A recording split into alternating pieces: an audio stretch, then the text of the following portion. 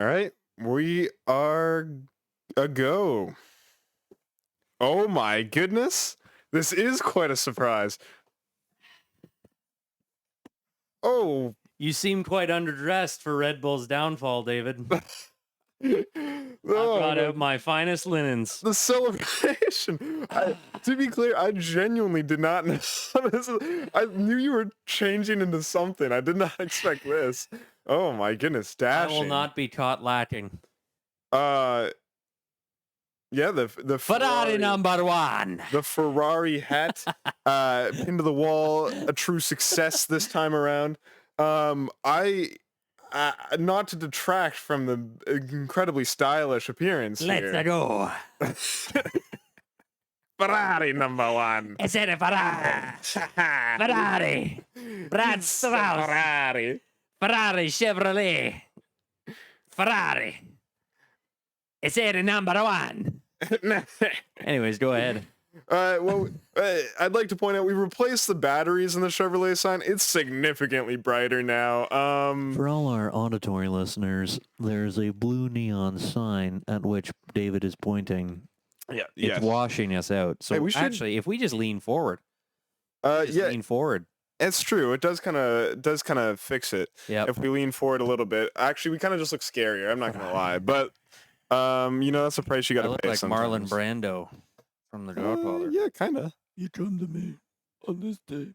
My daughter's wedding. We should do our own closed captioning. We should. For the visually impaired. We should. It's like Noah bursts out in laughter while leaning forward slightly and grabbing his drink, which is just out of view. Just quadruple our production time. But the green guys both lean slightly forward to readjust the exposure on the camera. No one notices the lighting makes them look even worse. Anyways. I'm leaning back again. Anyways. I feel like leaning forward's not helpful. I had to dress for it. What a wonderful day. You do kind of look like a mob boss with the lighting. I look like, yeah. It's the execution basement. How do I recover from this? Let's just turn the Chevrolet sign off. Well, hold on. Let's. Wow!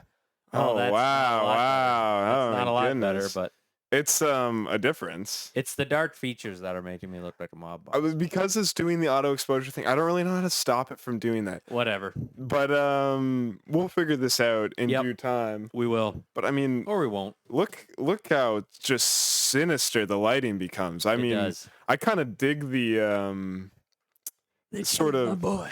It looks like we're trying to hurt somebody. Look, it's very Well, we are. Yeah. Red Bull. We are actively wishing for the downfall of Red Bull. I've dressed for the occasion. I brought out my finest clothes, and I did not tell David that I was going to do this. No, you did not. Here I am. You need to get a signet ring, with your initials on it. That'd be good. And you got 2 of them. A couple signet rings. You got the signet ring look. That would be a good look. All right, you could rock that. Yeah, next time you're at a wedding. Yeah. just look like a criminal. Yeah. like I'm well into the organized crime life. Wear like a flower on your lapel. Yeah, it's kind of always been my dream. I do have a pretty interesting pocket square here anyways, it doesn't matter. Australia 2024. Yeah. Here we are. Albert Park. Yeah. Yeah, I got to say something. I was looking at a stat before in the lead up to this race. Yep. And it was showing the lap times versus previous years. Yep. And everybody was freaking out because the lap times were so much lower in 2020 whatever year. The previous couple years, the lap times were so much less than they had been before. And at first I was like, wow, yeah, that's remarkable. And then I thought about it for more than half a second and I was like, wait, they changed the track layout. I was like, these aren't comparable lap times at all. Yeah, that's a great point. That's a great point. I saw the graphics. Yeah. Of Verstappen's pole was 0.8 quicker. Then Yeah. It was 2022 times, wasn't it? Yeah, I think something like that. And I was like, oh, okay, the cars are getting faster. Interesting. But they're actually maybe not. Yeah. I mean, I think they are. I think still developing. Obviously his lap time this year does seem to be quicker, but yes. Yes. But, yeah. Anyhow. Mm. But yeah, that's a good point. Yeah. But I guess we have some emails, correct? We do. Or at least one. We do. So we'll begin with the traditional emails that have been sent to grainguys98@gmail.com. Yep. Obviously, we want to get those nice and out of the way. We also had complaints that we didn't look like professional podcasters not having microphones up to our mouths. Which is funny that was the issue that you had. Yeah, out of everything you possibly could have complained about, this is the significant burning problem with our setup. The lighting makes me look like it's an eerie cinematic moment, and I figured out that you're the rat. It makes you look so much older as well. But the problem is that we weren't holding microphones, so here we are. Yeah. So I've got the microphone in front of my face. I got to hold this lovely little keyboard here, so I've got the stand. Very professional. Cool. It looks cooler than it is. But anyways, it's not very this cool. one coming in from iPhone. Good. Hello, Grain Guys. What if F1 had a trading system like the NHL, NFL, NBA, etc.? Oh. But instead of draft picks, they trade starting grid position. For example, let's say Ferrari trades Leclerc and a third starting grid position to Red Bull for Verstappen. Or like Hamilton and Verstappen get traded 1-for-1, but Red Bull retains 50% of Max's salary due to salary cap reasons. Do you think it would make the sport more entertaining than it already is? Thanks. Okay. iPhone. Sent from my iPhone. What is the benefit? I don't understand why they would want to trade pole position to another team. I'm just a little confused. iPhone. Does that mean that they're just doing trades for position in the race, or are they let's go through and say, let's do your Hamilton and Verstappen example. So they get traded. Does that mean that Verstappen drives a Mercedes for that race, and Hamilton drives a Red Bull, or does it mean that they trade whatever position they qualified in? Well, they said for grid position. He did say for starting grid position, but but then you're saying salary, so that would mean that it's more than just the grid position. Then it's more. Well, than I'm guessing race. That's the benefit, though, is that they get increased salary cap for trading away grid position in a single race. If there could be some way to turn it into a currency, okay, so Max starts pole and Red Bull goes, we've got this race in the bag. We're going to trade pole to Ferrari in exchange for, it would kind of just have to be money. Yeah, it would have to be money. Or would it be like their next pole? Would it be like trading round draft picks where it'd be like, hey, the next time you guys get pole, we actually get it. Or if you get a pole in 2024. It's like a contractual agreement. Because then Williams could be like, hey, we'll give you our next 1,600 poles. Yeah. You give us this one at Monza. Yeah. And then Red Bull's like, nah. I mean, it's an interesting concept. I'm not so sure. I don't understand the logistics of it, I guess. I feel like I like it in terms of an idea. I do. There's just no way it can work. Not really. And then if there was F1's not big enough to have a draft day. I mean, imagine if there's an F1 combine though, like the NFL. What do you mean? So I don't actually know what that is. So the NFL has a combine in which draft prospects go to the same facility, and perform the same sets of exercises so that they can be compared against each other. Oh, that'd be for interesting. Scouts. Yeah. So you can see which wide receiver ran the fastest 40-yard dash. Well, that's F2 though, isn't it?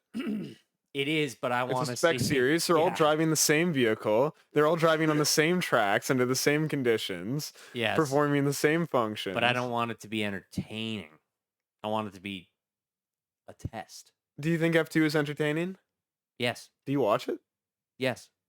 Okay. Not all the time. I just don't have that much time. But no, yes, there's I watch a lot F2. of I can't say I've watched F2. They have great racing.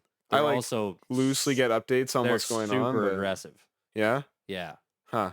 I like aggressive race series, especially You get younger people that have everything to gain Yeah. and they don't understand what they have to lose. Well, you quite It's a like lot of IndyCar, fun. right? I do. Yeah. Yeah. Same reason. Yeah.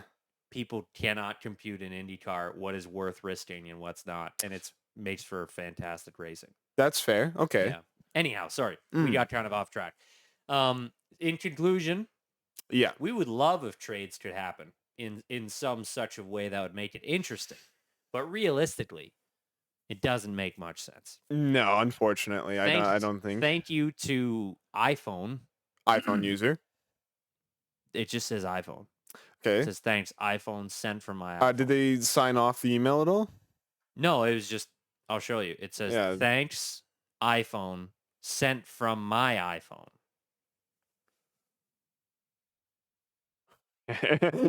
Sorry. So thanks. So thank you iPhone for your fan mail.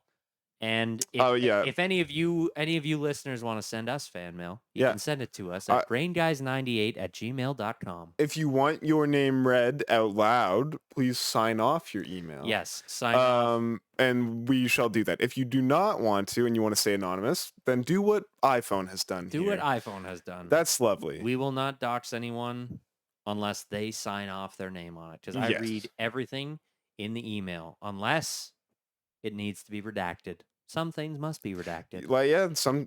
Last time there was some things that needed to be redacted. There was a redaction. There was a redaction. I will not apologize for it. So, anyways, that was fan emails. Now on to the race weekend. We've got to cover the race weekend. Okay. Yes. The whole race. Certainly we do. I did not watch the free practices. I'll be honest with you. Neither did I. Okay. We're failing on the free practices here. Not really failing. Okay, what do you have much to say about the free practices? I have only one thing that I want to say about the free practices. I think we have the same thing to say about the free practices. Well, likely not. No? No. Okay. So you start with your thing. Albon crashing his car? Yes, okay. That is not what I was going to say about the free practices. Okay. But that was a significant event. Yes, all right. Yeah, let's lead with that. Okay, so Alexander Albon crashed his car in free practice 3? I thought it was earlier than free practice 3. Okay, now we're failing at free practice. We're failing at facts now. I will pull that up while you continue to describe what happened. He crashed his car, wiped out quite spectacularly. Now, the problem is he cracked the chassis of his car, which is the main structural body that holds the car together. He had a crack in that chassis, so it's no longer safe to drive. They tried to repair it, or they tried to see if it was repairable, and it was not. Now, this, unfortunately, led to some information getting out, obviously, that Williams does not have the money to bring a third car to races. Now, I don't know if it was just because of the logistical challenges of Australia. It could have been that. It could have been. Because maybe they bring the spare car to all their European races because it's closer. But Australia and Japan are fairly close. True. And that means they will not have a bonus car for Japan either. It's true. So... Anyways, they didn't have a third car. Great. As far as I know, every other team has a third car in case something happens. I believe so. I have to be honest, I would have expected Haas to be the poorest team on the grid in terms of their facilities and backup resources. Well, we don't actually. We do know that Haas brings spare cars to European Grand Prix because when Mick Schumacher split his car in half, they had a car. Yes, they had a car. So it appears as though it is only Williams who does not have a spare car. Interesting. So they had a dilemma because Albon is clearly the better chance at scoring points over Logan Sargent. He is the better driver of the two. He's got a better track record. Yes. So Williams had to, in effect, bench Logan Sargent out of his own car. Yeah. Now, I got to say, good on Logan Sargent. He handled it quite well. He did. And Williams handled it quite well and said, look, we didn't want to do this. Yep. We did not want to make this decision. This was a tough decision to make, but it had to be made. So that's what happened. Alex Albon drove Logan Sargent's car in the race, and Logan Sargent did not race. Yep. He did not race. Which is crazy. I've never seen that before. Yeah. Funny enough, while I was just looking this up, I saw a headline that said that apparently Williams felt that they could have come 8th place in the race if Albon had not crashed his car. I don't know why they think that. Perhaps just more time to get the setup right. I guess. It's a bit of an odd one, but that's apparently what they think. Well, but we'll never know. Albon did crash in free practice 1. It was 1. 1, not 3. Jeez, well, that makes sense. Yeah. They had no free practice to get the car, or they had very little, because they would have wasted, I bet you they would have wasted free practice time trying to fix the car. Yep. Sargent was the only one doing information laps. And I imagine what he would want as setup would be a bit different than what Albon would want as setup. So then Albon's hopping in with less time. Yeah, that is a tough scenario. That's Yeah. a very tough scenario. Yeah. So that was the big thing of the pre-race. Yes. What was the news that you had?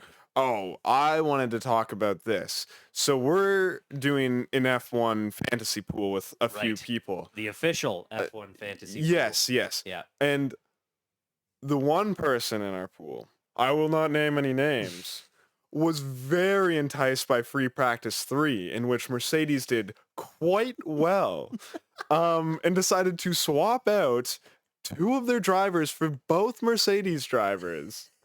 And this was not a move that paid off. I didn't actually know that this happened. Yeah. I didn't know that happened in our pool. This did happen. I gotta look. This did happen. I have to look. Because Mercedes has not been doing particularly great so far. They did not qualify that well. And the race, which we'll get to, did not go so well. So, and to be clear, in the F1 pool, if drivers do not perform well, you can get negative points for them. Yeah. So yep, one person decided to go all in on Mercedes, almost, and it was not perhaps the best decision, but that free practice, oh boy, that really turned some heads, or at least one. Oh man. Or at least one. And did not pay off in the long run. That was a tough look. That is a tough look. He used up a cost cap infinity token too. Yeah. Because I was looking at this lineup, I was like, wait, how did he afford this? So I thought that token meant that you could have unlimited trades. Turns out it means you just have unlimited cost cap. Because I also used one of those, but I feel as though my team was perhaps a little bit better than this team submitted by somebody else. I gotta read out. I'm not gonna read out the name, but I'm gonna read out the team. Yeah. Yes. So to get an understanding, listeners, you could only afford 2 of these drivers and 1 of these teams that he picked. Yes. That's all you could actually afford. He picked Charles Leclerc, Max Verstappen, Carlos Sainz, George Russell, and Lewis Hamilton. Yep. Max Verstappen retired on lap 3. Yep. Spoiler alert. Lewis Hamilton retired shortly thereafter. Yeah, like a couple laps later, yeah. George Russell had a tough race too and did not finish. He might have crashed on the very last lap of the race. Let's just say crazy. That's an unbelievable amount of negative points. But he still did all right. He still did all right. He still did okay. Yeah, he still did okay. That's crazy. But I didn't know that happened. A questionable decision. That is so a questionable decision. Mine went a little bit better in terms of that. And that's funny. I have quite a bit of confidence. I've already picked my team for Japan. Oh, and yeah? I have a lot of confidence. Is it locked in? You've been rising up. You were second last. I was second last, and I am making my way back up. And so the team that I've switched to, I've been running in the background, just to see how it performs. Oh. And in the last couple races, it would have been the top performer. I believe it. In our league. So I'm excited to see how I do. I've got a couple things. I've got a couple ideas cooking up, but I'm working with something I'm still new. in first. I've been in first the whole time. You've been doing very well. You've not made a big misstep yet. But the gap is tightening. It's The getting gap there. to second is 28 points. You're gonna be hard to catch, though. I'm not gonna lie. If the same thing happens as what just happened, True. we'll get to what happened. True. The gap difference, like the points difference from this race in our fantasy pool, was 30 points. Yep. The guy in second got 30 points more than me.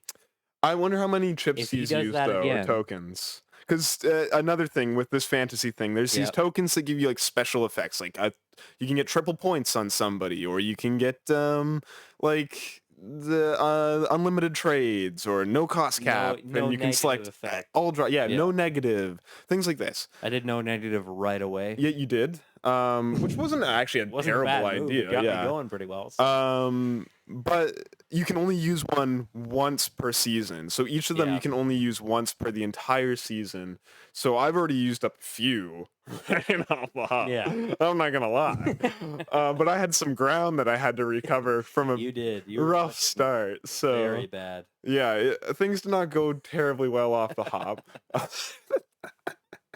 Anyways, this is not the F1 Fantasy Podcast. Yes. This is the drain guy. That's a large tangent. That is but so funny. I though. had to talk about Rest that in peace. FP3. Rest in peace. He may or may not. The guy who picked that team, the guy or gal who picked that team, may or may not be a viewer. Rest in peace to that. Well, sometimes I think they are. Yeah. Anyways, we'll leave it at that. Yeah.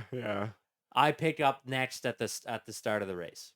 Well, you don't want to talk about qualifying at all. I You got didn't watch nothing it. to say about. I got nothing to qualifying. say about it. It was Max Verstappen was the same gap ahead as he Okay, always is. before we move on to that, Let's do it. Let's talk. about a qualifying. couple things real quick from qualifying. Yep. Number one, Ricardo's lap time getting deleted. Right. He would have made it into Q2. What a big deal. And would've he been a big would have deal. been in 11th if that lap time had not got deleted, but he went I won't even say slightly. It looked like a pretty clear-cut lap time deletion to me. But unfortunately that dropped him down and he got out in the first round of qualifying, Q1. Unfortunate for him. And I want to make note as well, Valtteri Bottas actually qualified quite well. Did he? He did. Let me just double check what that was for you very quick. But Well, while you're doing that, I'll make my excuse for why I didn't pay attention to yes, qualifying at all. please do. I wrote down starting grid because I actually started watching this race live. I did too. I watched the entire thing live actually. Really? I stayed up. That's hilarious. The race started at midnight it for started us. at midnight. Yep. I stayed up with both Chris, my brother, and my dad to watch the entire Wow. thing. Wow. Well, I was thinking I was so cool. I started smoking a beef brisket at midnight and started watching the race. And then I got to lap 23 and then I almost fell asleep. And I went, I've got to take notes on this. So I need to go to sleep and pick back up again in the morning. So anyways, that's why I just wrote down the starting grid, and I only wrote down the top 10 starting grid, to be completely honest, because it took me a while to find my notebook, and Well, I can It is cover what off it the is. rest of it. But Go for Valtteri had qualified 13th 13 overall, and which for Sauber is that's amazing. that's pretty good. That's pole position for Sauber, That's essentially. basically like that would have put him in the running to get one of those spots True. that opened up at the end of the Grand Prix due to so many retirements, which we talked about already. Yes, and we'll talk about Sauber. Yeah, we'll talk about Sauber. We'll get there. Well, there's a lot to talk about in the race itself this time. Yes. But yep, that's kind of the two I'd say interesting factors. Verstappen still won qualifying, I'd say by quite a decent margin. Isn't it like Again, 0.08? it was like another 0.3 or It was something like 3 that. tenths. Yikes. Yeah, it was not that close. Yeah. It was his close to 3 standard, tenths. Yeah.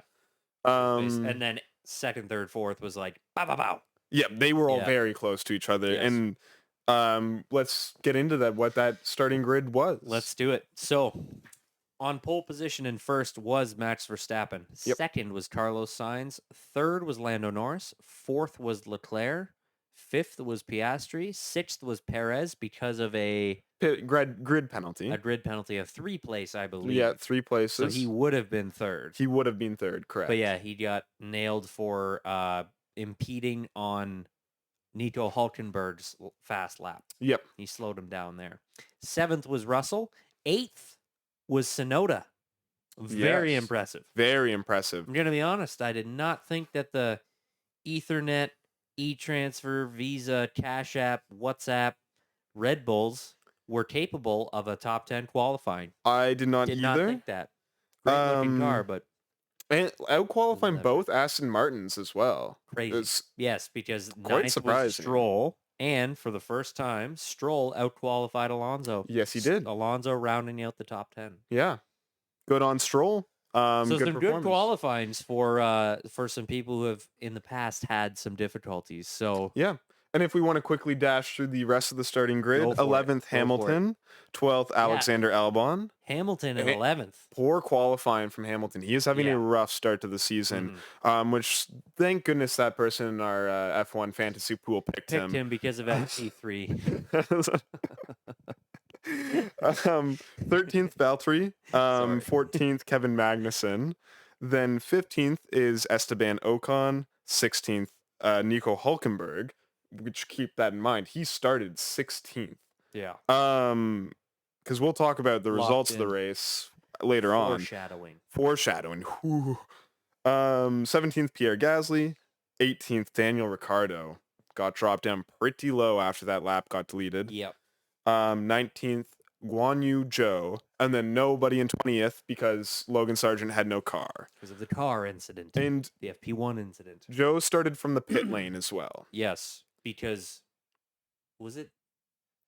They had to replace some parts in the car, I believe. I don't know what it was. Right. Because they were having a bunch of... It was last race that he crashed and they scrambled to try and fix it. And yeah. This one, they were having a bunch of front wing problems. Yeah. Oh, no. It was because he adjusted his front wing. Right. Yes. They made an adjustment to the front wing. Yeah, so he started from pit lane. So pit lane start from him. That's our starting grid for the race. Mm-hmm. And a look at Australia as a track.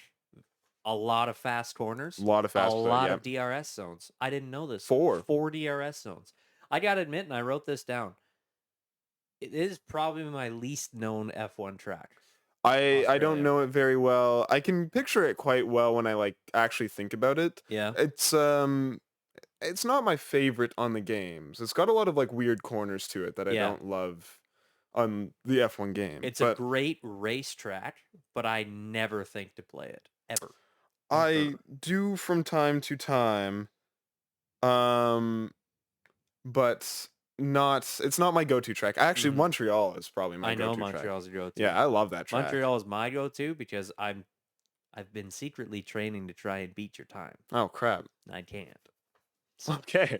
Yeah, nice. So, yeah.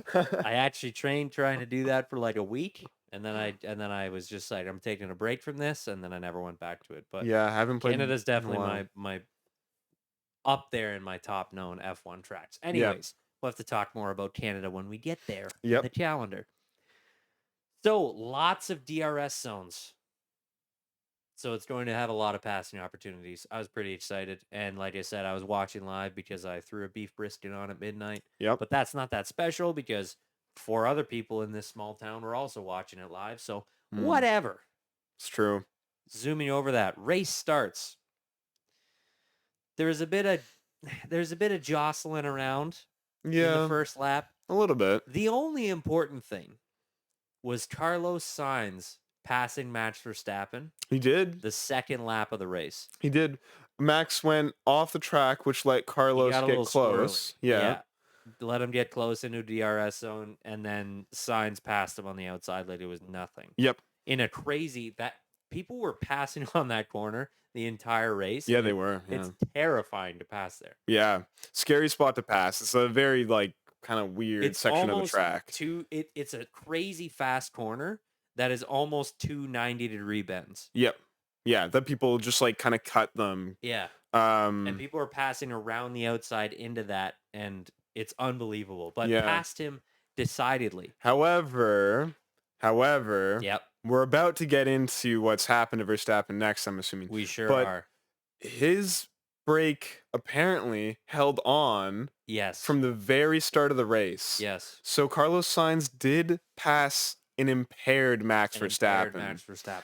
So it's hard to say what that would have looked like if Max was actually running normally. If you listen to Sergio Perez, yeah, whatever. well, hold on. No, this is interesting. If you listen to Sergio Perez, it should have been the same. If you listen to Helmut Marko, it would have definitely not been the same. Yeah. Okay. So Perez said. Funny that those two put out completely conflicting statements. No, it's not funny at all. Perez is whatever. Okay. Perez said after the race that even if Max had no problems with his car, Carlos Sainz definitely would have won the race because the Ferrari was just so much better on its tires than the Red Bull that there was no possible way that Max could have stayed ahead because Perez had a very difficult time catching back up to the Ferraris and the McLarens at the end of the race. This is where we're going to explain bias. Perez could not keep up to the top. Sorry, was it four? Could not catch the top 4. After also having the excuse come out that his floor was damaged because something got caught in his floor. Apparently trying to pass Alonso, a tear-off got caught in his floor and screwed up his race. All I'm saying is if your floor can get ruined by a tear-off, you got bigger problems. Now, a tear-off in the brake duct, yeah, that'll blow up your car. Or a radiator, I get it. That's completely fair. Yeah. But a tear-off ruined your floor? Come on. Yeah, I don't know about that one either. So anyways, Perez was a little biased, but I wanted to bring up that those are two completely conflicting statements from the same team. They were. Marco went, that would not have happened if Max had a good car. And Perez went, well, they were actually pretty fast. Yeah. Perez is just trying to defend his position in the team and be like, I still deserve to be here. Max wouldn't have won either. Yeah. But I have a feeling Max almost certainly would have been on the podium, unlike Perez. Certainly. And I have a feeling. I do think it would have been closer. I don't think Max would have sailed. I think it would have been a better race than what we've seen. Yeah. I think Max would have won. Probably. Probably. That's what my fantasy pick said. He was 3/10 ahead in qualifying again. Yeah.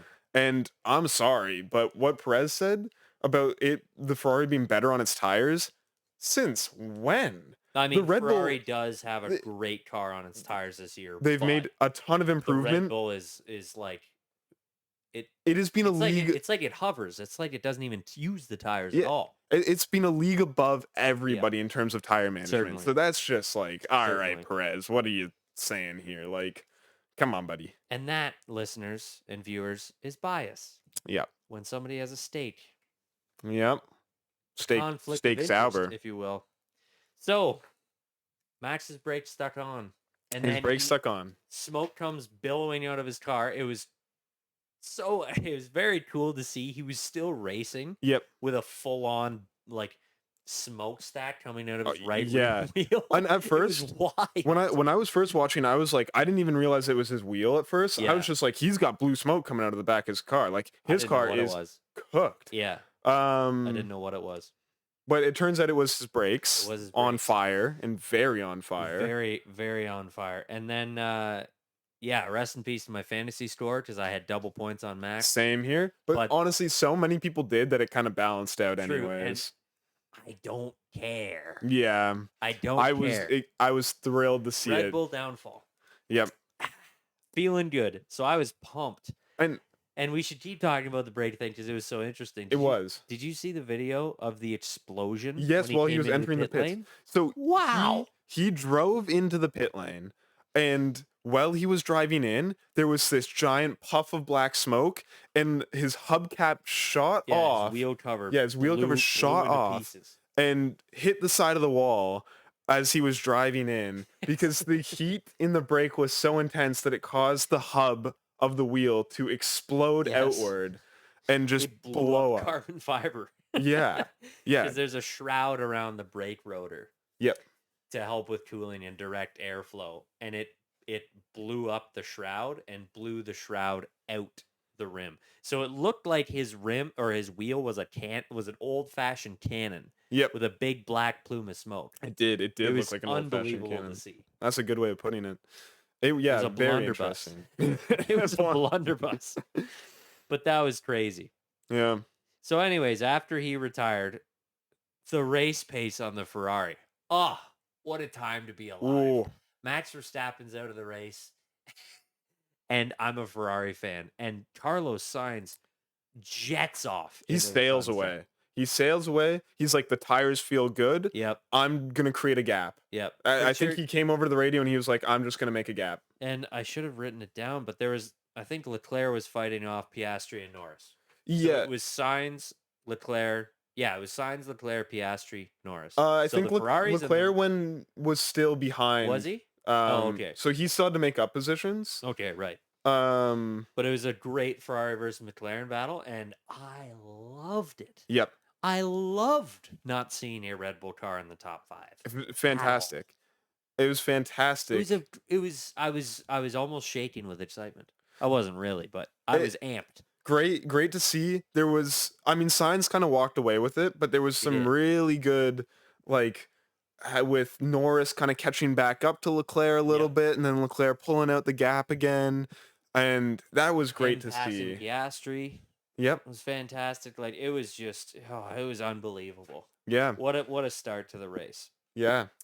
And then, let's tackle the next incident that happened a couple laps later with Hamilton. Which one was that? Well, the thing I wanted to get to before that. All right, yeah. Was that some people came in for early pit stops. Yes. So Hamilton had run a strategy to have soft tires for the first 8 laps. Yep. And then switch on to hards. Yeah, I think Ricciardo might have been on the same strategy as well. Seemed like a pretty terrible idea, to be honest. Yeah. But that didn't have any effect on Hamilton's race anyways. But Sauber brought in Valtteri Bottas. Yeah. For a pit stop. And Stage Sauber, the green F123 livery cars, physically are incapable of conducting a pit stop that does not take forever. Yeah, they all their pit stops during that race. There was one good one. Yeah, they had one okay one. There was a replay. I won't even call it good. It was okay. It was adequate. Yeah. At best. But like most of their pit stops throughout that race, not like they were like 20-second long pit stops. Massively slow pit stops. Every race this year they've had a problem pit stop. Yep. Yeah. They Bottas had a 50-second pit stop. Yep. One race. Zhou had a bad pit stop. Yep. And then this time, I think Bottas got the first bad pit stop. And then Zhou also had a bad pit stop. This is jumping, but then Zhou also got a terrible pit stop. And then they gave Bottas one good pit stop, or one decent pit stop. And I have to comment on this now, just because I'll probably forget later. But Ocon also had a bad pit stop. Yes. But he started on the grid higher up than both of them, and still managed to finish behind both Sauber cars. Yep. He finished the race behind both Sauber cars, which had dismal pit stops. I didn't even notice that. Yeah. The Alpine car is seriously bad. It's so bad. Seriously bad. Their car is overweight? I heard that. Yeah, it is overweight. It's overweight. So there is a minimum weight that you have to hit. Mm-hmm. And Alpine is over that. They're an F1 manufacturer that has an overweight car. For our listeners who don't know, that is completely unacceptable. It means you're probably not going to be winning a race anytime soon. Ever. Yep. It means their car is like heavier than what is specified, and usually every team wants to get down to that minimum weight so that their car is light as possible, fast as possible. Yes. And Alpine has just rolled in with a car that's overweight. Heavier than everybody else's. Yep. Despite them having almost no paint on the car this year, which they were proud of. Very proud of. But anyways, that's I didn't even register that Ocon finished behind. Yep. That's so bad. Yeah, I had to talk about that. Ocon's bad pit stop was because he had a tear off in his brake duct that almost finished his race. Yeah, so he had some fire in his brakes as well. Pull the wheel off, and then the mechanic, it was I can't even imagine doing it, was reaching into his brake trying to grab the tear off. Yep. While the brakes are like 700 degrees Celsius. Yeah, they would have been incredibly hot. Yeah. Unbelievable. But anyways, they got it out, put the wheel back on, just for him to have a dreadful race. But anyhow, Sauber just cannot do a pit stop for the life of them. Nope. So, Leclerc and Piastri hit the box together. Leclerc had a pretty Leclerc and Piastri. Leclerc had some pretty good passes on some back markers. And then Hamilton, lap 17. Lap 17. Complete and utter engine failure. Yep, he was going down one of the long straights on the track, where you're flat out, full power, and you just hear his car go, and then it's just kind of quiet. It was actually kind of comical. Yep. How it sounded, because it's like, and then I don't know if the weird part is I don't know if he clutched in to coast or how that worked. I think he had some amount of power, but like not like he could kind of limp a little while longer. Because I was like, how? So if the engine completely failed, it must have either kept spinning and freewheeling, or else it would have locked him up and spun him. Sure. Or he clutched in the second that or like just after it failed, which great reaction time. Yeah. But he essentially just coasted to a stop. Yep. Couple turns later, he pulled off where there's a kind of gap in the fence. Yep.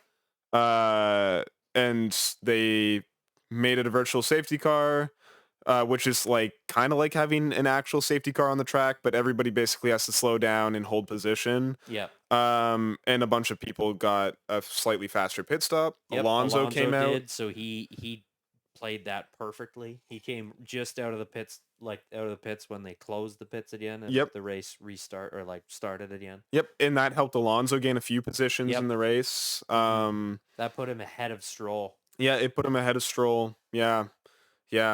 Russell. Excellent strategy for Aston Martin there. Yeah, that was a great call. That worked out super well for them.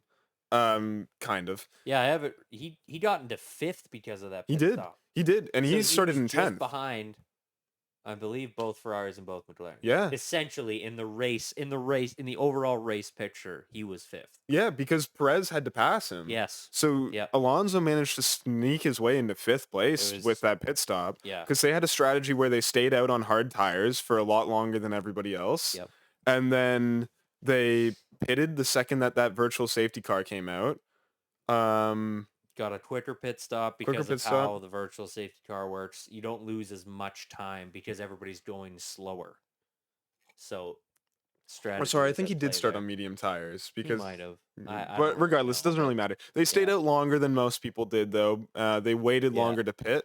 They got that safety car that came out because of Hamilton, and he managed to gain a bunch of positions because of it. Cool. Yeah, very well done by Aston Martin. I gotta say, like, their strategy has been pretty rock solid in the last couple years. Yes. They're very good on strategy. Yes. Very good on strategy. The only race, I think, where I was like, whoa, what the heck are they doing in the last few years? Monaco. Okay, fair. Sorry, that one as well. Monaco 2023. I was also going to say Canada 2022. They did very strange things with Vettel's strategy in that race, and it was like he hit like immediately. Yeah, he pitted on like lap 2, and it was like, whoa. They went for a 3-stop or something. Yeah, they just like kept pitting him, and you were like, why do they keep putting him in the pits? That was so bad. Because as far as I'm still aware, the car had no issues in that race. There was no mechanical failure. No. They just kept bringing him into the pits. They just spammed pit. They were like, box. Oh, it's been 2 laps. Oh, I'm so scared. Maybe they did our idea of having a convict run strategy. I don't know. Yeah. Maybe they did. He's like, how long do tires last? Do they last 2 laps? And then people are like, no, it's like 15. He's like, oh, okay, sorry. Well, I already called him in. My bad. They were trying somebody. They had an intern doing the strategy for that day, and he was just really scared. He was like, "Oh crap! I can't let his tires explode. I better call him into the pits." It's Lance Stroll in one of those disguise masks with the mustache and glasses. He's like, yeah. So Vettel's going to pit early. Vettel box. This lap, we're gonna bring in Vettel. You're going to have the old tires. we have some scrubbed tires from qualifying that are used. We're gonna put those on. What's that? They didn't last very long. A box, Vettel, please. He's like laughing. He's still in his car. Yeah, he's They just patch him through. Yeah. It's an April Fool's joke. Anyhow, because of the virtual safety car, it closed up the field quite a bit. So then on the restart, Leclerc got within DRS of Sainz. I wondered if they were going to fight it out, but Ferrari was smarter than that. Yeah. They didn't. They maintained position. That's a good move early on in the season. It is a good move early on in the season. And then I actually did have a note about Ocon's pit stop. Oh. Because the F1 TV commentary called it an absolute clanger. And I lost it laughing. I didn't catch that. Yes. At 1 a.m, I lost it laughing. It was like, oh, an absolute clanger of a pit stop for Esteban Ocon. And I was like, what does that even mean? It was bad. Yeah. But anyway, so now I'm going to keep calling things absolute clangers. Why didn't they say that for Bottas? I don't know. What the heck? I don't know. Or Joe? I don't know. But did you hear why those bad pit stops were apparently happening for Sauber that race? No. Apparently they had a lug nut issue. Their lug nuts are defective, so they couldn't get them off properly. Well, that makes sense because when they pulled one off, it hopped out of the wheel and rolled across the pit road. Did you see that? I didn't notice that. I did not catch that. I'm not kidding. And I was like, that's not supposed to come off. Like, oh crap, somebody go get that. They've been having lug nut issues, which is weird because I don't think the teams make their own rims. I wouldn't have. Yeah, I thought those would have been factory specified. Make their own spindles. So maybe it's a spindle. Yeah. Anyhow. Yeah, in this race, I died and went to Ferrari heaven. I mean, excellent race. It was unbelievable. Yeah, just excellent all around. This was just the best scenario that anybody could ever hope for. They were in complete control. They had perfect strategy. Yeah, I was going to say strategy. They didn't misstep anywhere. Yep. At all. Communication was great. Yep. Teamwork was great. Yep. Leadership was great. It was so amazing. Fantastic. One of the best races we've probably seen from them in a very long time. They are looking like a top tier team again. Especially with like the strategy was excellent. That's what I mean. Leclerc to come out ahead of Norris in a crucial pit stop. Just fantastic management. It would have been a bit exciting to see a little bit of a fight between Leclerc and Sainz, but probably for the best for them not to do that. Guys, let's just get as many points as possible, and maybe later in the season, if places are secure, then you can absolutely have an absolute clanger of a race between the two of them. Yeah, but it was unbelievable. Leclerc is now only a few points behind Verstappen in the overall driver standings. Which is crazy. He's 4 points behind. Yeah. Yep. And he's just come second. Yeah. So all of a sudden we've got maybe a fight on our hands. We've got a fight for the championship. It's kind of sorta. Hopefully. Ferrari. All hopes and dreams go to Ferrari right now. Yeah. Yep. McLaren ended up swapping the positions because Norris was quicker. As he has almost always been in race pace. Yep. I'm sorry, Piastri. Norris has consistently been faster. This was such a feel-good moment for F1. People ask me, people bring out, Verstappen's just going to win. You watch in case a race like this happens. Yep. You never know. It was wonderful. And with McLaren is looking like a top team as well. They're running like a top team. McLaren is looking fantastic. I'm really excited because the amount of progress they made last year, if they can keep up that kind of progress, that was hero levels of progress that they achieved last year. Was unbelievable. They went from being the worst team at the start of the season, essentially, to all of a sudden being like the second best team or close to by the end. Yeah. Third at worst. Yeah. Third best team at worst. Yeah. So if McLaren can keep up that kind of progress this year, oh my goodness, we might have an actual three-way fight for the title on our hands if they can start getting their act together. Can dream. A boy can dream. I would, but it's getting closer. Hopefully, like to see some development from Aston Martin as well. But certainly, I don't want to see them fall off. I think they're playing the long game with becoming a full works team in the near future with Honda. being their sole engine supplier. I hope that works. I hope that works. I hope too. that works. Oh, we didn't actually feel like we had much news to speak of, but did you see that Alonso said that if he does stay on, Aston Martin would be his first pick. If he can stay with Aston Martin, he would. And then he said he would be open to other people if Aston Martin is not an option. Interesting. So he's got that some before the race. I believe it was before the race. Okay, because there's a development after the race. Yes. Do you want to speak on that? On his, well, should we get? Yeah, we'll very briefly. This is a quick aside. There's rumors that Fernando Alonso is testing Red Bull's interest in him, which, to me, the thing that you brought up about him wanting to continue with Aston Martin doesn't make a lot of sense if he's testing the waters with Red Bull for interest. I think he's keeping his options open. Or is it just that, and he's still saying Aston Martin gets first pick? But if not, what do you think about? So I think we could see a move like Alonso going to Red Bull. I think if there was a team on the grid not considering Alonso, they're insane. Yeah, he's so good. He's still so good. Would kill to have him back. He's not going back there. They would kill several baguettes. Yeah, they're never getting a driver of that caliber for a while, I would assume. No. They are just not a good team. There's now rumors of them considering selling. Which I don't know if those are to be believed at all in any capacity. All you're buying is a spot on the grid. Yeah. Who would like to do that, I wonder? Could it be an American team that has been rejected repeatedly named Andretti? Maybe. They move yeah. Oh, man. Well, that would be so funny if Andretti buys Alpine. Whatever would get it done, I don't care. I don't care either. Alpine appears as though they're not that interested in being competitive in Formula One. No, they don't. They're not running like a competitive team. They're not structuring themselves like a competitive team would. They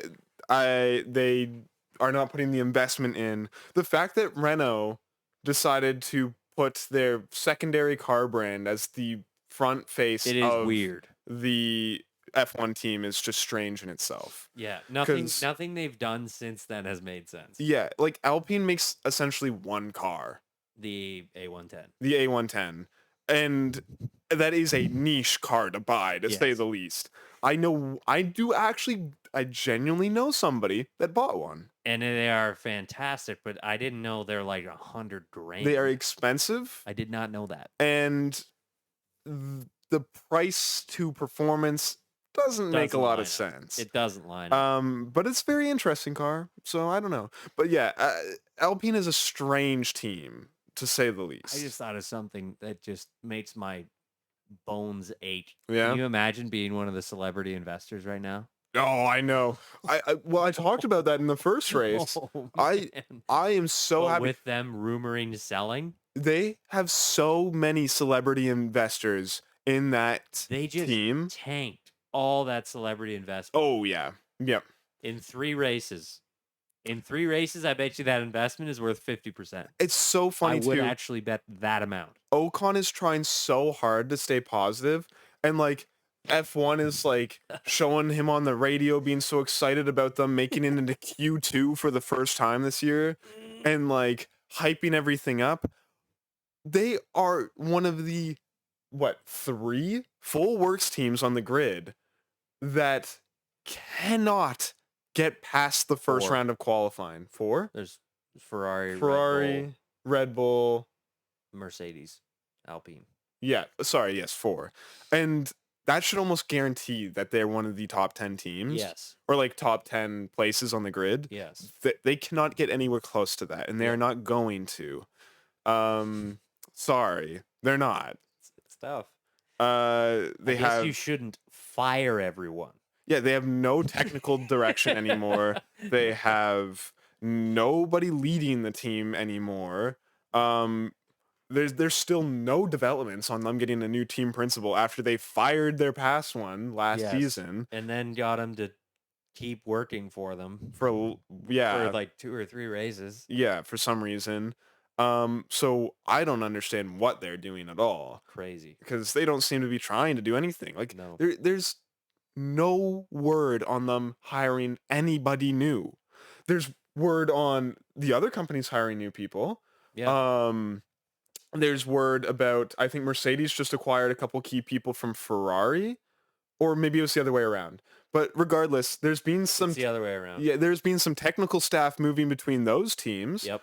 Ferrari into key Ferrari roles. is on the hunt. Yes, they are. There's rumors of Ferrari approaching Red Bull for staff. Yes. Yeah, that too. Which gets me excited. There's no rumors about Alpine approaching anybody for staff. What are they doing? There's no leadership to approach anybody. Yeah, who's supposed to organize that? Their non-existent team principal? Their intern mechanic is like, hey, you want to join a us? job? We got you jobs. Want to be my boss? Please be my boss. Like, it's just a gong show, man. It's unbelievable. Gong show. Their downfall has been crazy. But this is all an aside. This is. Let's get, I guess, towards the end of the race here. Yep. Because there was a significant development right at the end, which we've alluded to earlier. But we had quite the fight on our hands at the end of the race between our man Alonso and George Russell. George Russell was hunting down Alonso for the last few, I'd say maybe 10 laps. And there was quite a good battle. Russell had DRS, but he couldn't quite get around Alonso, and this was going on for a while. He was never really closing or even making a shot at him. Yeah, not he quite. He was hanging out. This is an interesting thing. I want to paint this entire picture. He was not gaining on him, so it was around lap 50 that he started catching him because he 58 was on laps newer total. tires. 58 laps total. So in lap 50 out of 58, he was on newer tires, and he was attacking. Yep. And he was chipping away at the lead. It started at 3.5 seconds when he came out of the pits. Yep. And it got down to 1.5. Yep. Eventually, and then it hovered.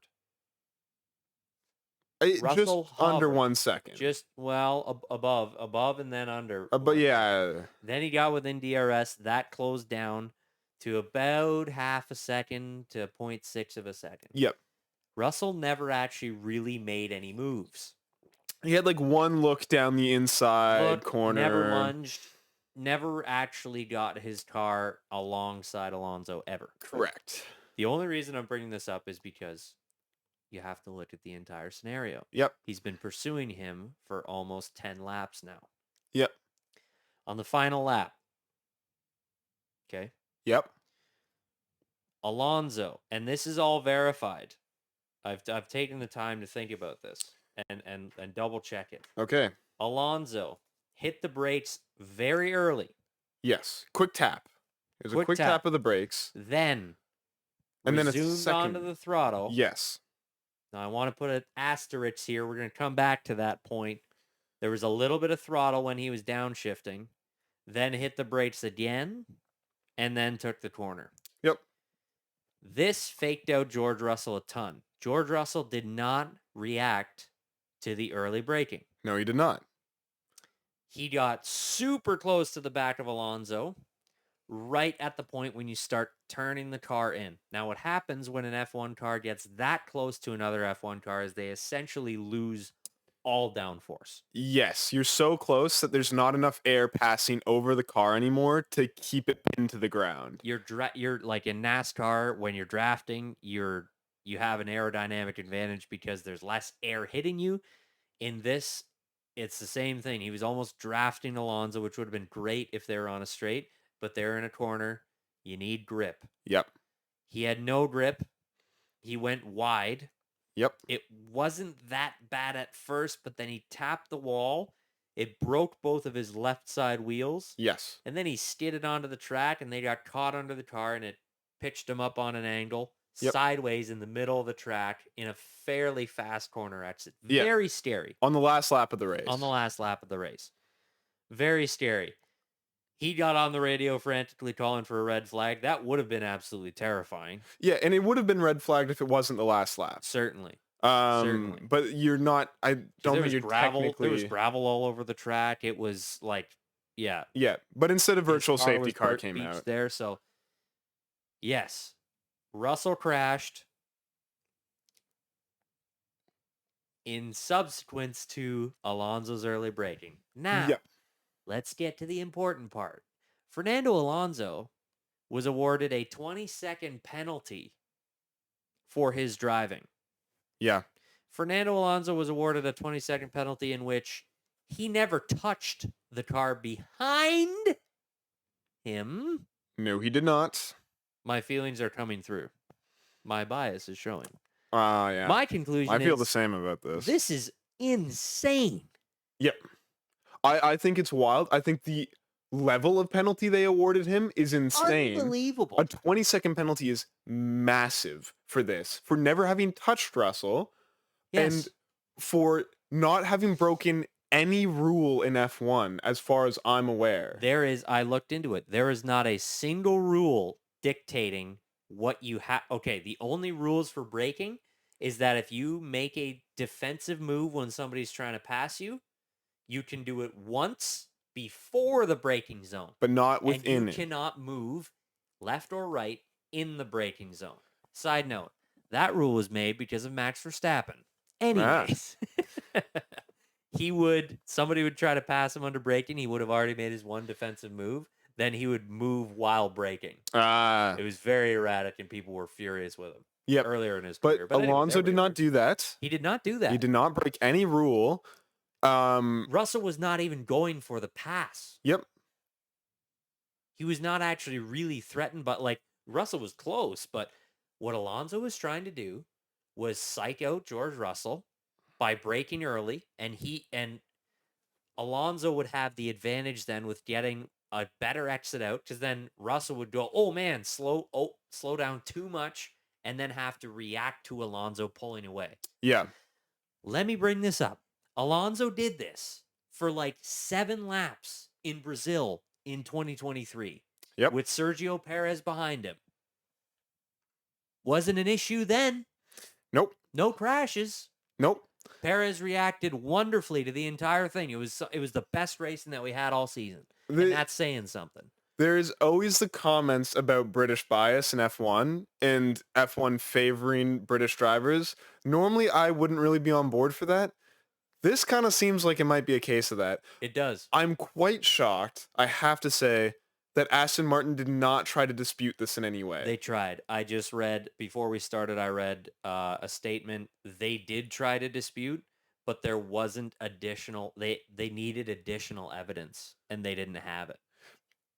But the thing is, like, what evidence do you, like, it's a logical dispute. Yeah. But with the way that the FIA works, you cannot file a logical dispute.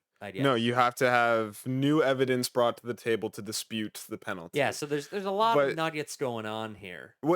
Like, there's no new evidence to bring, because it's like, Alonso didn't break a rule. Yeah. Why did he get a penalty? Yeah. Russell got too close, and it almost was fine. Yep. Alonso was not, I would say, driving erratically. No. By any means. No. He broke early, which is his option to do. Yes. You are well within your rights to do that. Yep. And Russell did not react well enough to that. You are also well within your rights, even though, so Alonso said that the throttle stuck on the car. A lot of people. He did say that. But not a lot of people. So you could actually hear the car misfiring on the last lap. Yes, and in the downshifts, let me explain this for the viewers. Yep. You do not give an F1 car throttle while downshifting. The engines hate it. Yeah, it's very bad for the engine. Not good for the engine. Yeah. On some normal, road cars and stuff, you can have a bit of throttle while downshifting. Yeah, rev match, whatever. Doesn't matter. An F1 car wants you to be completely on the brakes, and the computer will take care of all of the rev matching, all the throttle inputs. It does not want any throttle input. Yep. So Alonso would know, being as he's the most seasoned driver in the history of F1, that you don't go back on the throttle while downshifting. It's very bad for the car. Yes. So I do believe him that the throttle stuck. Because he wouldn't threaten ruining his car over a move. Yeah. And if so, he would know how to make the move around not ruining his car. Yeah, I genuinely think the throttle was sticking there. I do think so. I think that makes perfect sense. Again, around one of the final corners, you could there's a shot of Alonso driving, and you can hear the car misfiring as well. Gotcha. So there's obviously something going on there. Yeah. With throttle or power in the car. Yeah. And without like George brought up the throttle thing. He brought up the brake throttle brake. That's not illegal to do. It's not against any rules at all. It's not. And what difference does that make in Russell's reaction to everything? Yeah. That is where the responsibility lies. I think it's completely bogus. I think, in my opinion, there would have been... Fernando Alonso lost 2 places because of this. He did. It dropped him behind Stroll and behind Yuki Tsunoda. Yeah. And in my opinion, let's assume here Russell did not crash, right? Russell, there would have been no penalty, Alonso, for driving that exact same way. And Alonso said that. He's like, if there wasn't gravel there and there was pavement, he wouldn't have hit the wall and we wouldn't have this. Yeah. Yeah, they would have completely changed this ruling. So clearly the ruling is exclusively because Russell crashed. And that was an unforced error. There was nobody pushing him from behind. No. He was not trying to defend. He did not react appropriately to what Alonso was doing as the lead car. And he crashed. I'm not judging his abilities because he's an F1 driver and I'm not. But the car behind has to ensure that they don't hit the car in front. Yeah. A car could potentially brake early, and that is something you have to be prepared for. If the car in front is following all the other rules that the FIA has set out for how to safely defend, they have done nothing wrong. Yep. And like you said, George Russell almost had it. I can't confirm this, but it kind of seemed like he was actually just being a bit too aggressive. Yeah. Which, I'm not judging him for that. He's an F1 driver. He wants to push. He wants to compete. Totally get it.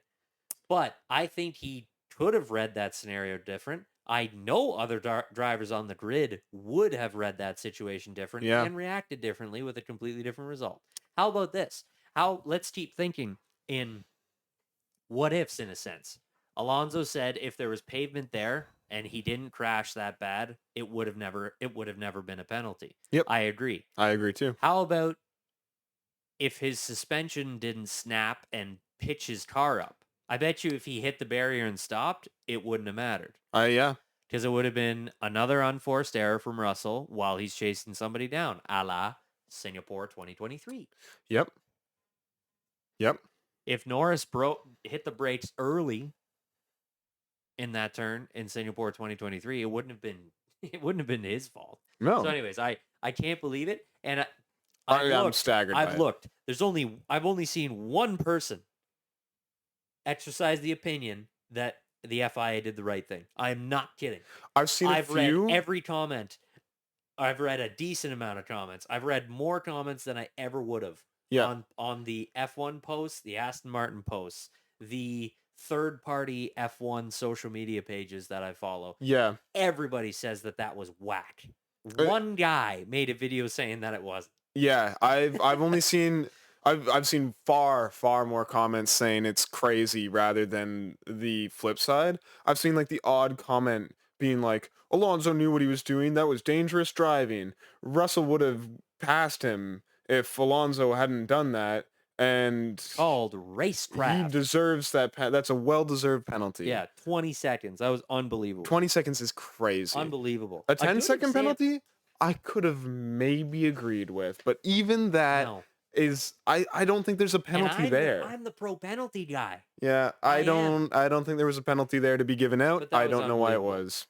A good, and I wanted to bring this up. A good example of a brake check that is bad was Jeddah 2021. Max Verstappen brake checked Lewis Hamilton while letting him have the position back because he passed him off track. Yep. That was a brake check. Yep. He slowed to let Lewis Hamilton pass on a straight where you usually accelerate. Lewis Hamilton kind of got up behind him. I still don't know why he got up behind him. Yeah. There was quite a bit of track to the left that he could have taken, but he did. And Verstappen tapped the brakes. Well, Hamilton hit him. Hamilton didn't know yet that he was giving the position back. Okay. Well, yeah. That was my understanding of that situation. That could be. So he was assuming that Verstappen was still going to go full speed into the next corner. So he was just trying to draft behind him. But it was a confusing situation. But yeah, Verstappen tapped his brakes. Whether he meant for Hamilton to hit him or not, I don't know, and I don't care. But that was a brake check. Yep. Braking where you would otherwise be accelerating is completely dangerous and is not good behavior. But I'm pretty sure Verstappen only got a 5-second for that. Yep. Which race was it? There was a race where Vettel was driving under safety car. And somebody tapped their brakes. Hamilton in front of him, but I did the research on this. Telemetry showed that he did not touch his brakes. Oh, okay. Really? He let off the throttle, and Vettel didn't quite judge it correctly and accelerated too much, and then didn't brake enough, and fair enough. And that's why Vettel got a penalty for that. Then Vettel went up and then actually drove his car into Hamilton's car out of anger. Yeah. And well, you pulled up beside him. Yeah, and then just kind of bumped wheels. But anyways, because I was looking into that if that was a brake check, and it wasn't. The telemetry showed he did not touch his brakes. Interesting. But no, a certified brake check was 2021. Jeddah. But anyways, unbelievable. I that baffles me, and I know I've said that I'm the pro penalty guy, and I know I've said, if we want them, I want them to follow the rules. So if they hand out a couple harsh penalties with track limits and stuff like that, then that is fair. But this was ridiculous. Never touching a driver, the driver behind. If you get in a rear end collision on the road, the last driver in the rear ending line is the one at fault. Yep. Yeah. If you rear-ended somebody, you are going to be declared at fault. You were following too closely and not paying enough attention. Exactly. So, he braked early. Yeah, it's on you to pay attention to the car in front. A perfect recent example was Sergio Perez in Brazil. Yep. If you put yourself in a position where you can no longer react to the person in front of you, you're not driving smart. Yeah, it's just poor judgment. I don't wish ill on George Russell. No. It was a scary crash, but it's you can't say that he didn't have a hand in it. Yeah. So that was very frustrating. I mean, it is only 6th down to 8th, but still that bothered me. Still, 6 is a lot of points, especially for a team like Aston Martin right now. It is. So that was very disappointing. Yep. Yeah. But that I'd say that's kind of the majority of what happened in the race. Yep. Nice moment. The race result. What was the nice moment? Nice moment at the end of the race. Carlos Sainz won, came on the radio. Charles was in second, and he was like, Charles, he was like, tell Charles to get close beside me so we can celebrate this together. Yeah. Very nice moment from Sainz. I was really hoping that he was going to pull up alongside. I was too, but Charles still kind of kept his distance. Maybe he was a little bit mad about something that happened that race. Or he just didn't want to steal his thunder. I don't know. You can never know, but it would have been sick if they were perfectly side by side. But Carlos Sainz joking around at the end of the race too, telling everybody they should all take out their appendix. That was funny. That was pretty funny. Was very funny. But yeah, the race results was Carlos Sainz got first, well deserved. Second was Charles Leclerc, well deserved. Third was Lando Norris. Fourth was Piastri. Fifth was Perez. And this is after the penalty. Sixth was Stroll. Seventh was Tsunoda. Eighth was Alonso. And then ninth was Hulkenberg. And 10th was Magnussen. Yep. Yeah, we didn't even talk about race, and I watched the entire race, and I don't even know how they ended up in 9th and 10th. Again, Hulkenberg, as we mentioned, qualified 16th. He started 16th, and he managed to make his way into 9th place. Yeah, because even when you take out the retirements, that's still was 3 by the end of the race, just the crash and everything. He's still got full positions. He's still 13th, and starting from 13th and getting to 9th is a pretty tough prospect when you're in a Haas. Yeah, especially in the current grid. Yes. Because the bottom half of the grid are all very close in terms of race pace and qualifying pace right now. Yep. So for Hulkenberg to do that, and for Magnussen to pull off that was also that as well. Impressive. Fantastic job from Haas. I think maybe it just mainly had to do with obviously the retirements helped. Oh yeah, for sure. People in front. Yeah, if the Mercedes were there, yeah, probably, and if Verstappen was there, probably good chance that they wouldn't. If you put them 3 places down at 12th and 13th, Yep. you'd go, yeah, okay. But anyways, they got the points. It's fair. The cars survived.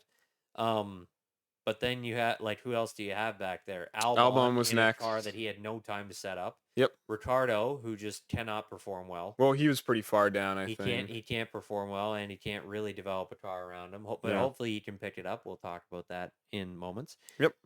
And then State, who just cannot have a good pit stop if their lives depend on it. And they do depend on it at this point. They really do. I think they could have probably had a decent race here if they didn't have the bad pit stops. Props to their drivers for showing up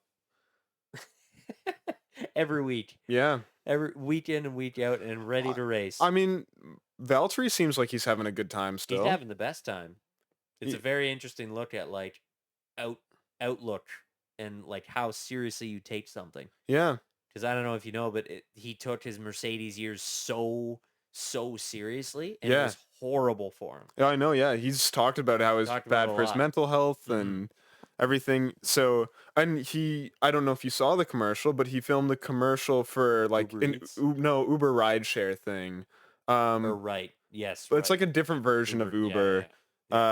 For driving places. That's pretty funny. And it was funny. And he said in an interview about that he wouldn't have been able to do something like that at Mercedes. He simply did not have the confidence to do something like that while he was at Mercedes. Yes. So good for him. He seems to be having the time of his life right now. It's too bad that the on-track for them is terrible. Yeah. But yes. Yeah. So, that is the race. Now we're kind of getting into the bonus content. Yeah, a bit of bonus content for those who have stuck around for so long. Yes. Our very faithful listeners. You're going to learn some good stuff here. In the cool-down room, Leclerc mentioned that his tires were graining. Ooh. And now we get the opportunity to organically describe our name and the meaning behind our name. Yes. People bring up several different, they hypothesize about all the different reasons. They say they're called the grain guys because they're from a farm town, which is funny. It is funny, but it's not true. Graining is a certain thing that happens to F1 cars and to all race cars in certain conditions to the tires. So Leclerc mentioned that his tires were graining, and then he got through the graining and then got a good stint in. Yep. So are we showing our... yeah, this is showing right now. This is showing. Perfect. Yep. Fantastic. So we got a nice example here of graining. Yes. So to explain tire graining, what happens is that essentially with a tire, you want the smoothest surface so that you get the most contact patch with the road. What happens with graining is that the tire can tear and then cool into all these little ridges that you see in blotches. Yeah. And what that does is it obviously makes the tire a lot more bumpy and uneven. So it can't contact the track near as well, and the contact patch is very negatively affected. Yep. Because when you think about it, an F1 car at full clip is really only contacting the ground with basically an 1.5-inch strip of the tire at any given moment. So there are 4.5-inch strips at each corner of the tire, the width of the tire, contacting the ground at any given moment. So when that contact patch is taken up by a bunch of bumpy ridges, it is not a good thing. So how does tire graining happen? Well, tire graining can happen because the surface temps can heat up much quicker than the core temperature of the tire, which means, are you showing a clean tire? I'm trying to. Oh, that's perfect. That's a fantastic example. There we go, yeah. Hold on. Look I haven't at how pulled this up smooth, yet. oh my goodness. Look at how smooth that left tire is. I love F1 tires with all my might. Yep, I really know. do. I want to own one day. Anyway. That'd be cool. When the surface temperature gets very high and it gets into a very workable range, but the core temperature is not, the surface of the tire will melt essentially and move around and do all sorts of these crazy patterns. Yep. So the ridges create a grainy pattern, which isn't as smooth, and you get less grip. Now, drivers can affect this. So they can essentially work to strip the grainy surface off and then create a smooth, used surface. But that causes extra tire wear, so it's a very hard thing to fight. And often graining is not a cycle that you can actually really get out of. Charles Leclerc did get out of it because he's a great driver and because the Ferrari car is good. But most of last year, they were spent graining and they could not get out of it. Yeah. Because they couldn't get the tires up to temperature in the core, and they were just wiping away the surface of the tire and going through tires artificially quickly. So yeah, it's often a negative cycle that is tough to break without ruining the tires. So there we go. We are the grain guys. We are the tough cycle that is hard to break. Skilled enough, you can break us. No, but we're all about graining. Yeah, so well, I love graining here. Love graining here. Love graining. And makes things interesting. Did we had some points being brought up from our super fan? Did we cover all of those, or have we not? Any that we still need to cover? The only thing we really brought up was Haas. Right. One of our super fan points was Haas completing 9 and 10th and just punching above their weight class. I think that it's impressive, but I definitely don't think that this is a pattern. Yes, I'd agree. You needed 3 retirements from one entire top 50% team was gone. Yes. And that was what helped them achieve 9th and 10th. Still good on them. It's showing that they can at least hold it together for a points finish. If I agree. Other people don't. But doesn't necessarily mean that they're going to do a whole lot better. It is hopeful. I am interested to see where this new leadership takes Haas. Yeah, it'll be interesting to see where they go. I think that this is a pivotal moment in the team's history. Because if they can't improve, because they've shifted philosophies entirely. Yep. Gunther Steiner was very outspoken, very fun, and now you've got a completely technical engineer running the team. So you've had both, and if this one can't work out, I don't know what it's going to look like. Yeah. I don't know what it's going to look like. At that point, I think there's probably a fundamental issue with the management of Haas, and you got to start looking into other things. Yeah. Because then what are they supposed to do? So we'll see. Interesting to see. That'll be a storyline that I keep watching. I've been watching it, but keep paying attention to it. Not a pattern though. No. It's probably a fluke more than anything. Yep. I mean, we've seen some good performances so far from Hülkenberg, but he's gotten kind of screwed over a couple times here. So who knows? Maybe we'll see Haas cleaning up the odd 10th place here and there kind of thing. Which is valuable. It is. That fight for the lower midfield / bottom of the pack is very tight. Well, so I saw one thing. It was a comparison between the points after the third race last year compared to the points after the third race this year. And last year every single team had at least 1 point. This year there is a lot of teams that are still at 0. There's Alpine a block. Alpine, Williams, Kick Sauber, and Visa, Cash App, RB's just got their first points. Yeah, they have points now, and Haas has points now. So, but those bottom 3 are kind of in jeopardy. Yeah. So that's been interesting to see. So that was one. The other one was the rumors of Ricciardo being in jeopardy.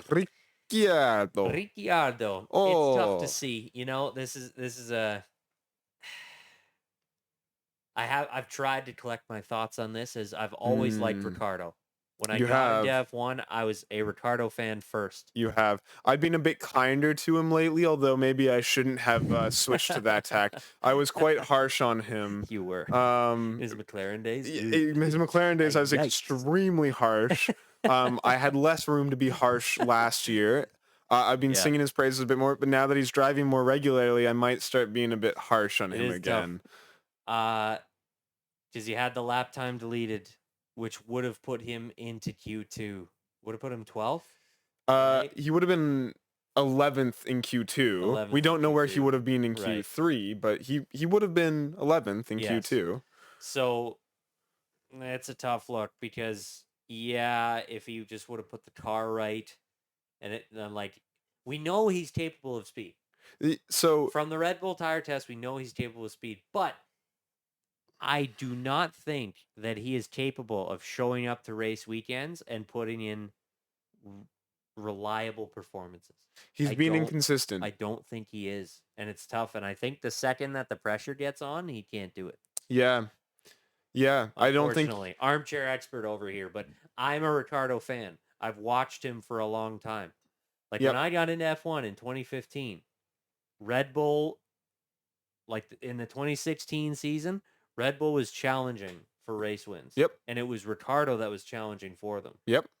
I mean, in 2016, Max Verstappen won with Red Bull, but still, it was Ricciardo that was mainly taking it. He's the one putting in the big performances, so I know what he's been capable of. So don't get me twisted on that. I know what he's capable of, but I'm also seeing he's not performing in those clutch moments when it really matters, and it's too bad. It's really too bad. It is. I know the caliber of driver that he is. But it is. It seems like he's had some great performances in the past. Yeah. Obviously, when he did that tire test last year, things seemed very promising.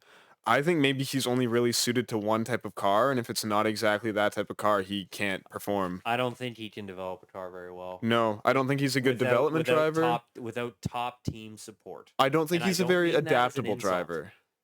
I don't mean that as an insult. Yeah.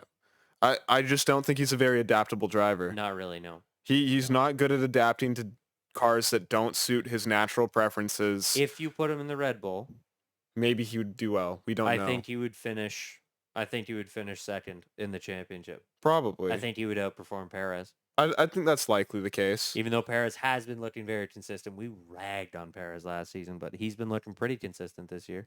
I mean, other than this race, I mean, he's just but that's only 2 races under our belt. I know. And he's still, again, in the fastest car on the grid. That's true. And he's still not remotely close to Max in terms of race pace and qualifying pace. I think Ricciardo, but again, every time you get the pressure in there, it doesn't go well. Yeah. Which is too bad. Rumor has it, he has 2 races left before he gets replaced by Liam Lawson. Yeah, that's the rumor cycling around right now. Sad if true. Understandable. He wasn't promising at McLaren. If he can't perform while he's in Visa Cash App RB, then what do you do? Like, give somebody else a chance. Yeah. Lawson was closer to Tsunoda. Yeah, Lawson performed well. Some comparisons. People are comparing Ricciardo to Nick DeVries. I'd take issue with that. I think he's better than Nick DeVries. Nick DeVries crashed out of almost every single race he was in. So that's not fair. It was such a biased thing. They took the qualifying difference between Nick DeVries in the first 3 races. Whatever. And then took the qualifying difference between Ricciardo and Tsunoda.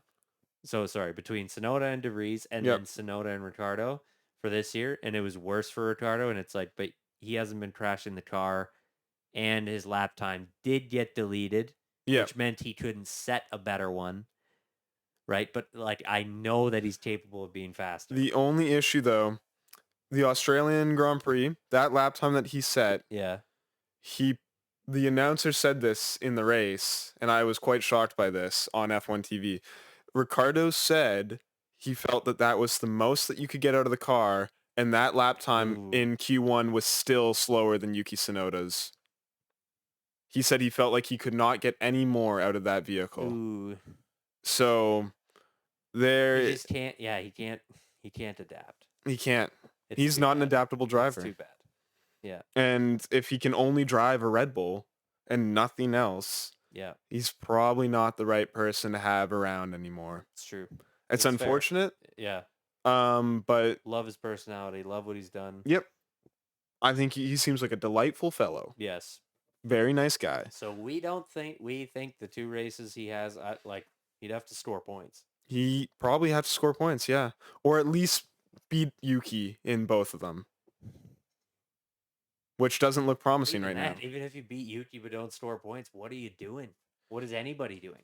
But at least that buys him more time, I'd say. Because right now, let's be realistic. With the top 10 team, or the top 10 drivers the way they are, it's hard to score points right now. Hard to score Assuming nobody crashes out and nothing goes bizarrely wrong for a team, it's very difficult to beat Aston Martin, Mercedes, McLaren, Red Bull, Ferrari. It's just very difficult. So I think as long as Ricciardo beats Tsunoda in the next 2 races and maybe gets 11th or 12th, top of the midfield, then we're looking at something promising. Yep. But if he can't even say midfield anymore. Yeah, bottom field. It's bottom field, top field. Yeah, bottom field, top field. There's no midfield really. But yeah, we'll see. Ricciardo needs to beat Yuki. We'll see. He needs to beat him in Japan. Where, fun fact, that was also a Superfan thing. I'm not sure why, but it is. Visa Cash App RB was fielding all Japanese drivers for free practice 1 of the Japanese Grand Prix, which is which is cool. Yep. Previously, they had agreements, I believe, with Honda to some degree, relating to maybe having a Japanese driver. I think that's mostly speculation, but maybe that was actually a thing. Who knows? I believe it. I know that Honda has done that before. Yeah. I know that they have. Eddie but, Jordan said so. I He mean, owned an F1 team, and he had to fire a really good German driver for a good Japanese driver because Honda, he was making a deal with Honda. Yep. So they've done it before. They've probably done it again, which is fine. Like Sonoda's not that bad. Yeah, Sonoda seems like he's doing decently. It is always weird though when a sponsor demands a driver of a nationality. It is a bit Mick bizarre. Schumacher was one of those. Yeah. Mick Schumacher was one of those. Really? For Haas, yes. A German sponsor. It was Dekra who sponsored Michael Schumacher, his father. Yep. Demanded. This is from me filling in the blanks. Demanded that they have a German driver. Really? And it's like, well, Haas isn't going to hire Sebastian Vettel. I mean, yeah. So, yeah, they hired Mick Schumacher. But anyways, it is always interesting. It is. I don't think I have a big issue with it, but I'll call it interesting. Yeah, it is. It is. And I mean, the relationship between Red Bull and Honda is falling apart at this point anyways. Yeah. So I would assume this is Red Bull's own decision. Yeah. I guess they feel like these two drivers deserve a shot at having some time in free practice. So let's see how they do. Certainly. Could be good. I love it when they put rookies in free practice. Yeah, that's great. Great to see what they do. Well, it's mandated, isn't it? It is, but well, every team has to do one. Yep. Except I thought they had to do a couple. I thought it was only one. Is it only one? I thought it was only one. I thought it was two for some reason. Could be wrong, but it's not even worth looking up. Yeah, it doesn't really matter. But Red Bull will be the first to put in. Yes. Visa Cash App RB. RB will be the first to put in a rookie into free practice 1. Kind of Ferrari. Yeah, but that didn't count towards their numbers. But yeah. I mean, they're technically the first, though. Yes, okay. Yep. One other thing I feel like bringing up, yes, out of intrigue, has almost nothing to do with Formula One. Yes. Sebastian Vettel test driving the Porsche hypercar. Yes, the Porsche 963. Yeah, that's kind of interesting. I told you that he was racing with them. Yeah. Yeah, we talked about that last time, I think. Yeah, I didn't know if you forgot, but yeah, testing. Yep. My feed was plastered with the same 3 pictures of him testing. Yep. It was kind of annoying. And I was like, okay, I get it. Yep. But kind of interesting. See how he does on track again after that testing. Who knows? I mean, there's still always rumors about him rejoining F1. I don't think those will die until probably he's been retired for like 5 years, I'd guess. Yeah. But I'd be a bit surprised if a team convinces him to come back. But he could get bored. Who knows? He's still young. Yeah. Relatively. Maybe not in terms of F1, but I mean, Alonso has showed that he can still perform. But Alonso's a different kind of competitor. He is, but Vettel was still performing well when he retired. It's true. Maybe not, I would say, on the same caliber as Alonso, maybe. But... Oh my gosh, I feel so bad for judging him. Why? He's only 36. Yeah, he's not that old. He's around the same age as Hamilton. I don't know why. Hamilton's older than him. Yeah. Yeah. So Vettel looks super old, to be fair. That guy looks like he's not aged well. He does, which is weird. It's all the worrying about the environment that he does. He looks like he's like 50. He kind of does. He almost looks the oldest. Yeah. Yeah, he looks older than Alonso, in my opinion. Man, Alonso's insane. I think Vettel's gotten too much sun. I think that's Maybe. He just has like that look. It's the German complexion with too much sun. Yeah. Because, like, Alonso is Spanish, so it's like he's made to be in the sun. Yeah, but I mean, in his last year, especially as Aston Martin started to improve a bit at the end of the season, Yeah. he was putting in some good racing and good performances still. Performances. Circuit of the exciting to see. Americas, that Oh my was gosh. fantastic. Wow. Brazil? Oof. He was a joy to watch him still. Crazy. So, I mean, obviously he's still a good driver. I think he's still probably the best development driver you could ask for. I think Sorry, who, Vettel? Vettel. Yeah. He's super knowledgeable on technical level. Yep. Still a fast driver. I think a team like Audi would be stupid not to try to get somebody like Vettel. I genuinely do. I don't know. A fresh team starting out, you could not ask for a better development Bring him driver. back? I mean, Schumacher did it, but Schumacher. So. But Vettel's also a 4-time world champion. I know, but all those were in 10 years ago. Yeah, it's true. It's true, but he's still. Schumacher came back in. Ooh. I don't remember. Ooh, my Formula One trivia is finally failing me. Yeah, I don't have an answer off the top of my head for this. I'm stumped. Keep him busy, David. This is crazy. Was it he left from? He left in 2000. Was he brought back for Mercedes? He left after 2005. But again, see, that just adds to what I'm saying. A new, fresh team taking over, trying to make an impact on the sport. They brought in a very experienced driver as a development driver. 5 years. Schumacher returned, 4. Yep. Vettel finished in 2022. Or no, wait, it was 06.